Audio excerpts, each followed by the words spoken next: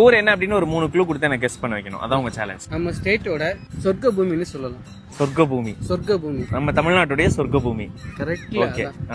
ரெண்டாவது வந்து சுகர் கேண்டிக்கு ரொம்ப ஃபேமஸ். சுகர் கேண்டிக்கு ரொம்ப ஃபேமஸ். ரொம்ப ஃபேமஸ். ரெண்டாவது எங்க பார்த்தாலுமே எங்கிட்ட பார்த்தாலும் இயற்கை பூமியா இருக்கணும். பச்சை நெல், வயல், கரும்பு, மக்களுக்கு பேசுறதெல்லாம் தேனா இனிப்போம். அப்படியே தேனா இனிப்பீங்க. தேனா இனிப்போம்.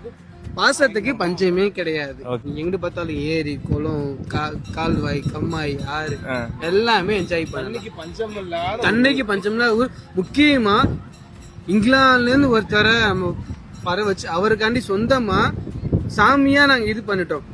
வருஷம் பொங்கல் எல்லாம் நம்ம இந்த படத்துல தாய் கிழவி படத்துல அந்த பேர் வந்துச்சு.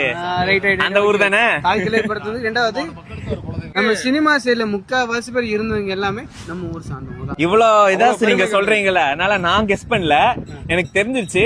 ஆடியன்ஸ் கெஸ் பண்ணிட்டோம். உங்க ஊர்க்காரங்க பாத்தாங்கன்னா கண்டிப்பா கண்டுபிடிச்சிருவாங்க. அவங்க கெஸ் பண்ணிட்டோம்.